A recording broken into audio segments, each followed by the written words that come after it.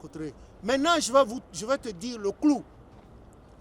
Quand Papa Bada est retourné à sa toge de pasteur après qu'il soit passé à la cour de Lagos avec Odouni et consort et Porto Novo acclamait, avant de s'apercevoir que Odouni aussi convoitait, il louchait le fauteuil pastoral. Mais, papa, j'ai été envoyé par l'esprit à Dandopodi à Abomey, sur la paroisse de Papa Guédégbé. On m'a dit d'aller prier et jeûner là pour la paroisse parce que la paroisse là se mourait. J'ai été, et c'est comme ça que j'ai fait la connaissance du devancier Ziti, paix à son âme. Et on a commencé.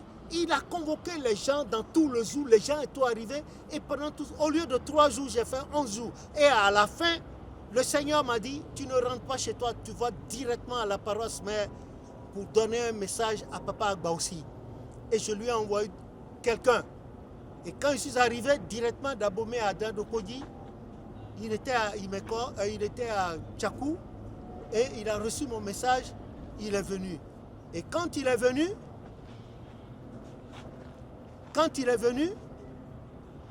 il a voulu que je parle, mais voilà ce qu'il a fait. Il a voulu que je parle, mais voilà ce qu'il a fait. Il a fait venir ses lieutenants, les grands devanciers là, s'asseoir autour, et j'étais seul face à eux. Et il m'a dit de parler, je lui ai dit, c'était en mars 2005. J'étais avec un jeune visionnaire qu'on appelait François Dagbédé, je ne sais pas ce qu'il est advenu de lui, ou qu'il est, que l'Éternel assiste. Il m'a dit de parler. Oh, avant de quitter Abomey pour la paroisse, le ciel suprême, l'Éternel m'a dit, si tu ne donnes pas le message, tu vas mourir. Il me disait à moi, si je ne délivre pas le message au supérieur Agba aussi, que j'allais mourir et que je n'aurais pas accès à lui au ciel. Si lui m'écoute et qu'il ne met pas en pratique, ce serait ses affaires. Je suis parti, il est venu, il est rentré de Tchakou, effectivement, et ses officiers étaient autour de lui dans le temple, la paroisse mère, Porto Novo. Et il a voulu que je parle devant eux. Je lui ai dit que le message était intitulé personnel, c'est-à-dire ça ne regardait que toi. Mais que ce que tu as fait à soi là, quand on parlait de Padahoma ici, ils n'étaient pas encore chrétiens célestes. Ils n'étaient pas encore chrétiens. Donc tu ne peux pas m'imposer de parler devant eux. Non, on ne m'a pas dit ça, on m'a dit le message te regarde. Bon, voilà ce que le Seigneur a dit. Le Seigneur m'a dit que si je ne te délivrais pas le message, j'en mourrais et que je ne verrais pas sa face. Mais si je te donne le message et que tu refusais d'appliquer, tu auras des comptes à lui rendre. Et quand j'ai dit ça, il leur a dit de partir. Ils avaient tous soulevé leur fauteuil, ils sont partis. Demandez, il y a eu des témoins qui doivent être encore là. Et c'est alors que je lui ai donné le message. Le contenu du message, le voici. Et je le dis à toute la terre entière, en commençant par toi. Le Seigneur m'a demandé de dire au supérieur Agba aussi à l'époque, en mars 2005, de qui Emmanuel Oshofa était pour lui. Il a expliqué. Qui la maman d'Emmanuel Oshofa était pour lui. Il a expliqué. Qui sa femme, sa première femme, Patrice non, était pour lui. Il a expliqué. Et l'Éternel lui dit, retourne le voir. Il y a une différence entre vous deux. Toi, tu es devenu chrétien céleste, tandis que l'autre est né sur prophétie. Retourne le voir, vous vous asseyez et vous mettez l'église au point. Voilà ce qu'on lui a dit. Et que si tu fais cela, le Seigneur allait t'accorder la grâce de vivre jusqu'au 100e anniversaire de la fondation de l'église. Le Seigneur a promis que s'il mettait en pratique, il vivrait jusqu'à ce que l'église soit âgée de 100 ans avant qu'il ne quitte la terre. Voilà la promesse qui a été faite au supérieur Agba aussi. Et on m'a donné le message, je suis allé lui donner. Mais bien avant lui, j'étais à Lagos pour rencontrer Papa Bada. Je lui ai dit, laisse tomber la tenue. Si c'est ce mot-là et cette tenue qui va amener le schisme dans l'église, laisse tomber. Il a dit que Agba aussi s'était fait pasteur, que lui, il ne peut pas accepter ça. Et il n'a pas accepté. Lui aussi, Dieu lui avait fait une promesse. Il n'a pas accepté. Toi, mon frère Sakete, Quand tu parlais, tu dis que les gens du trustee étaient allés voir Papa Agba aussi. C'est dommage, ça va finir, mais je vais quand même essayer Toutes les traductions des correspondances entre Porto Novo et Kétou en ce moment, c'était moi, le devancier Golibi Germain et le devancier Abdon du Gabon, qui était le nonce apostolique de notre église au Gabon, le représentant. C'est nous trois, chez moi, à Papa Lacete, on faisait les traductions. Et le message était le suivant. On a dit au trustee, après la mort de Papa Bada et José, d'aller voir Papa Agba aussi, une fois, et de lui parler de revenir à Imeko, mais sans son titre de pasteur, mais Baba Igor, c'est-à-dire le doyen de l'église. Voilà le message.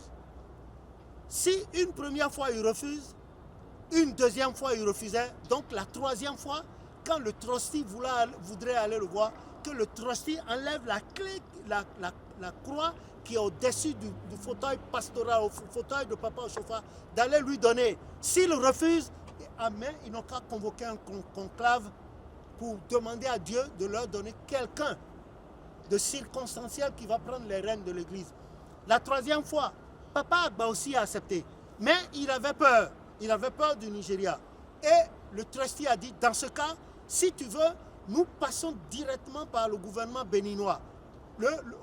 Nous irons voir le gouvernement nigérian et le gouvernement nigérian va écrire, le gouvernement nigérian va écrire à Kérékou, c'était au temps de Kérékou, va écrire à Kérékou et ce jour-là, si tu veux arriver à Imeko, les motards iront te chercher à Ilara.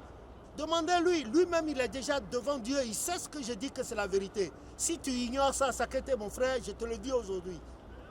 Papa Agba aussi, il a dit non, c'est pas la peine que c'était trop.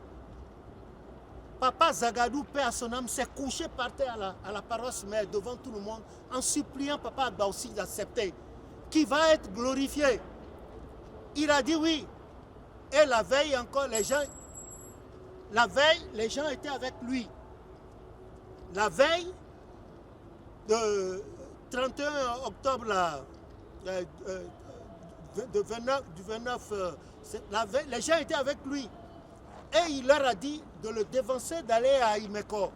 Papa Agba aussi disait aux gens de le devancer d'aller à Imeko. Et qu'il viendrait. Et il a ajouté ceci, Papa Agba aussi a ajouté. Il a dit qu'il viendrait à Imeko.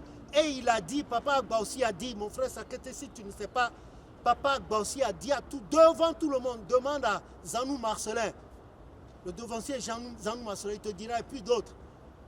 Il a dit que malheur à celui qui l'empêcherait, lui, Benoît Agba aussi, de se rendre à Imeko. Effectivement, nous étions tous à Imeko, il n'est pas venu jusqu'à ce jour, il n'est pas venu.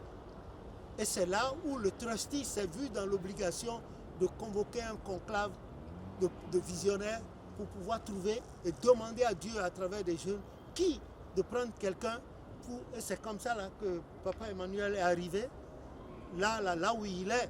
Et Papa Emmanuel lui aussi il a une histoire.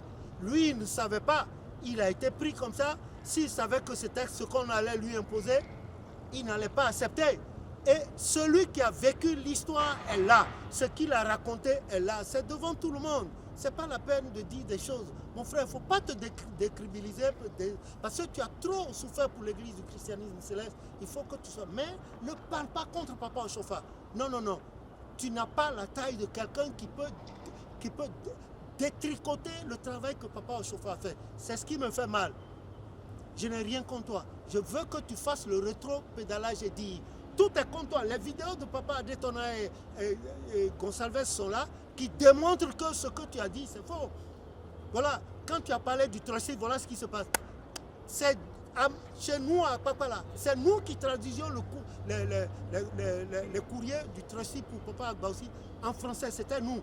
On était trois. Il y avait moi, il y avait le devancier Golibi Germain de la Côte d'Ivoire qui était le secrétaire francophone de Papa Bada.